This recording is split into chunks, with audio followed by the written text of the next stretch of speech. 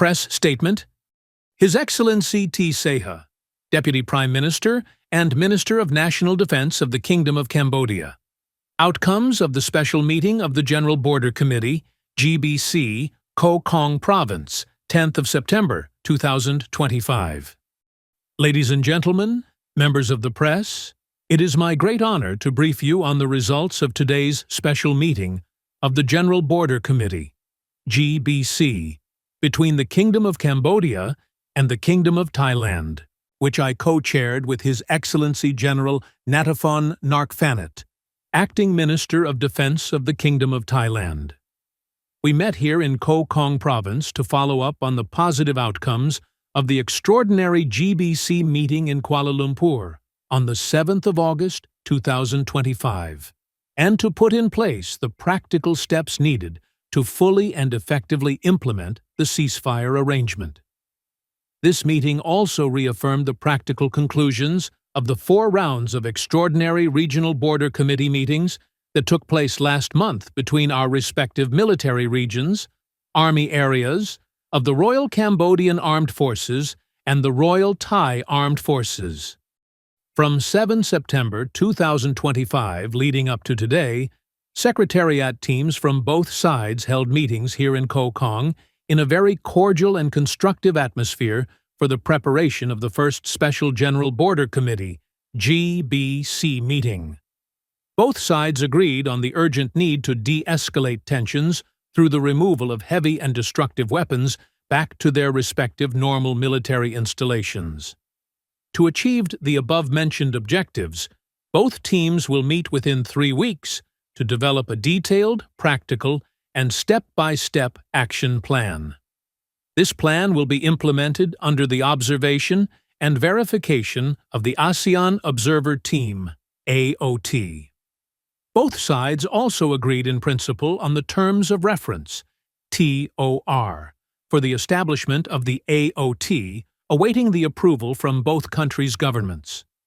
Pending the establishment of the AOT, both sides recognized the important role of the Interim Observer Team, IOT, and agreed to continue using the IOT mechanism to ensure the effective implementation of the ceasefire.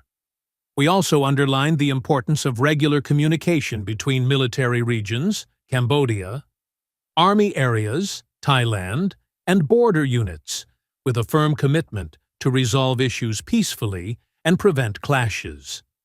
Both sides stressed that strengthening communication at all levels is essential to build mutual trust and promote good neighborliness.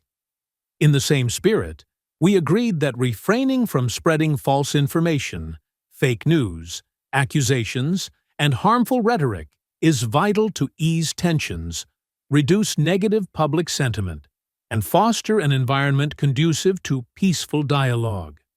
As a gesture of friendship, mutual trust and confidence, and a commitment to restoring relations and returning to normalcy, it was also agreed that captured soldiers will be returned as soon as possible at an appropriate time, on humanitarian grounds, and in accordance with Article 118 of the Third Geneva Convention of 1949 and Rule 128A of customary international humanitarian law. At the same time, the meeting emphasized on the needs of the return to normalcy. In this regard, with the request from Japan, which proposed both countries to consider on the feasibility on reopening border checkpoints for the necessary goods transportation for the maintenance of critical regional supply chains. On humanitarian demining, both sides agreed to establish within 1 week a joint coordinating task force led by the GBC secretariats and with the participation of CMAC and TMAC to determine and agree on priority areas and to coordinate the planning and implementation of demining activities. Standard operating procedures will be developed, and taking into account each side's criteria, conditions, and positions, the task force will begin identifying pilot border areas for action within 1 month. This will contribute directly to socio-economic development and the protection of civilian lives. We also agreed to enhance cooperation to prevent and suppress cross-border crimes, including arms, drugs, human and wildlife trafficking, forced labor, smuggling, and illegal crossings. Both sides reaffirmed support for joint border agency efforts, greater information sharing, and ensuring that these issues are addressed in line with humanitarian principles and national laws. To this end, the Ministry of Interior and National Police of both countries tasked with developing an action plan on this matter. On border management, both sides recognize the Joint Boundary Commission as the key mechanism to address joint survey and demarcation issues, and agreed to solve any incidents along the border aims for better livelihood of the people from both countries.